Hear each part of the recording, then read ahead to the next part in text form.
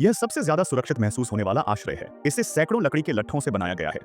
इसके अंदर की जगह न सिर्फ 10 से ज्यादा वर्ग मीटर की है, बल्कि बाहर से यह आसपास के प्राकृतिक माहौल में पूरी तरह घुल मिल जाता है। साथ ही इसे जमीन से लगभग 3.5 मीटर नीचे छुपाकर बनाया गया है, जिससे यह जंगली और खतरनाक जानवरों के हमलों से भी प्रभावी ढंग से बचाव करता है। आज सिहाई ने फिर 1000 साल पुराने विशाल पेड़ को खोजा, जिसका अंदरूनी हिस्सा पहले ही सड़ चुका था और खोखला हो गया था। यह एक अस्थायी निवास बनाने के लिए बिल्कुल सही था, लेकिन जंगल में सांप, कीड़े और जंगली जानवर बहुत ज्यादा होने के कारण उसने आश्रय को जमीन के नीचे छुपाने का फैसला किया। सबसे पहले उसने लोहे की फावड़ी से खुदाई शुरू की और रास्ते में आने वाली शाखाओं को काटकर जड़ों से हटा दिया। जल्द ही उसने लगभग 3 मीटर का एक गड्ढा तैयार कर लिया।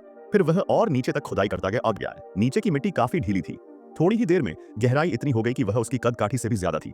इसके बाद निर्माण सामग्री इकट्ठा करने की बारी आई। पिछले साल इस जंगल में जोरदार बर्फीला तूफान आया था, जिसकी वजह से जमीन पर बहुत से पेड़ गिरे पड़े थे। यह उसके लिए सौभाग्य की बात थी, क्योंकि इससे पेड़ काटने का समय बच गया। सिहाई ने कुछ अच्छे और मजबूत लकड़ी के लट्ठे चुने, उन्हें बराबर लंबाई के टुकड़ों में काटा और मानो मालिश सेवा देते हुए उन्हें तैयार किया। पहली खेप के लट्ठे बेस तक पहुंचाने के बाद सबसे पहले उसने फर्श बिछाने का काम शुरू किया। यहाँ किसी खास तकनीक की जरूरत नहीं थी, बस लकड़ियों को एक एक करके सीधा और सलीके से जमाना था। ऊपर नीचे आने जाने की सुविधा के लिए उसने लकड़ी से एक सीढ़ी भी बनाई। इसके बाद दीवारें बनाने का दूसरा चरण शुरू हुआ। सिहाई ने कुछ मोटे और मजबूत लट्ठे चुने और उनके सिरों पर खांचे बनाए। फिर उन्हें आपस में जोड़कर चारों दीवारों की बुनियाद तैयार की। अनुभवी होने के कारण उसने बड़ी मात्रा में काई मॉस भी इकट्ठा की, जिससे दीवारों की दरारों को भरा जा सके। आखिर मिट्टी में सांप, कीड़े और चूहे छिपे हो सकते हैं, तो सुरक्षा के पूरे इंतजाम जरूरी थे। इस तरह एक परत काई और एक परत लकड़ी जमाते हुए चारों दीवारें तेजी से ऊपर उठती चली गईं। आखिरकार 2.5 घंटे में पूरा ढांचा तैयार हो गया। इसकी सफाई और सटीकता ऐसी थी कि इसे देखकर कोई भी परफेक्शनिस्ट भी शिकायत नहीं कर सकता। जमीन के नीचे रहने से ठंडक और नमी ज्यादा होती है,